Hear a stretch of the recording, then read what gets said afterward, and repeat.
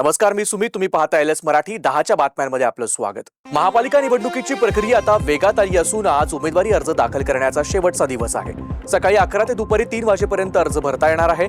त्यामुळे शेवटच्या दिवशी मोठ्या प्रमाणावर अर्ज दाखल होण्याची शक्यता आहे. भाजप आणि शिंदे सेनेच्या महायुतीच्या जागा वाटपाचा फॉर्म्युला सोमवारी रात्री ठरला. मुंबईतील 227 प्रभागांपैकी भाजप 137 आणि शिंदे सेना 90 जागा लढवणार आहे. रिपाईला भाजपच्या कोट्यातील जागा सोडण्यात येतील, तर आनंदराज आंबेडकर यांच्या रिपब्लिकन सेनेला शिंदे सेना जागा देणार आहे, असं रात्री उशिरा ठरलेल्या बैठकीत निश्चित करण्यात आलंय.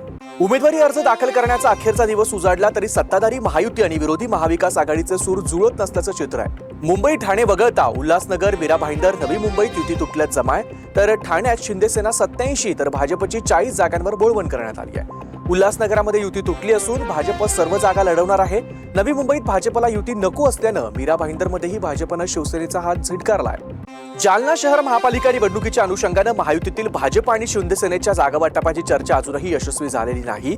अशातच जालन्यात अजित पवारांची राष्ट्रवादी महायुतीतून बाहेर पडल्याची घोषणा माजी आमदार अरविंद चव्हाण यांनी केली आहे. महापालिकेच्या निवडणुका आम्ही स्वबळावर लढणार असल्याची माहिती चव्हाण यांनी दिली आहे. अकोल्यात लोकतांत्रिक जनाधार पार्टीचे उमेदवार लक्ष्मीकांत अग्रवाल यांनी उमेदवारी नामांकन अर्ज दाखल करताना चक्क चिल्लर आणलेली नाणी मोजताना अधिकाऱ्यांना अक्षरशः घाम फुटला. या प्रकारामुळे कार्यालयातील कामकाज काही काळ खोळंबलं होतं. सर्व नाणी मोजून अनामत रक्कम पूर्ण असल्याची खात्री झाल्यानंतर अग्रवाल यांचा उमेदवारी अर्ज स्वीकारण्यात आला. 9 जणांचा जीव घेणाऱ्या कुर्ल्यातील बस दुर्घटनेच्या जखमा अद्याप भरलेल्या नसताना सोमवारी रात्री पुन्हा एकदा बेस्टच्या भाडेतत्वावरील इलेक्ट्रिक बसनं 13 निरपराध नागरिकांना चिरडलं आहे. भांडू पश्चिमेला रात्री 10च्या सुमारास घडलेल्या या भीषण दुर्घटनेत 4 मृत्यू झालाय, तर 10 जण जखमी झालेत. मृतांमध्ये 3 महिलांचा समावेश आहे. काही जखमींची प्रकृती गंभीर आहे.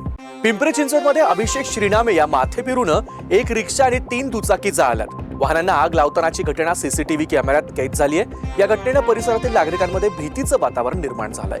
महाराष्ट्र लोकसेवा आयोग म्हणजेच MPSCला नवे अध्यक्ष मिळाले असून ज्येष्ठ IAS अधिकारी विवेक लक्ष्मीकांत भीमनवार यांची या महत्त्वाच्या पदावर नियुक्ती करण्यात आली आहे. राज्य शासनाच्या सामान्य प्रशासन विभागामार्फत याबाबत अधिकृत निर्णय घेण्यात आलाय.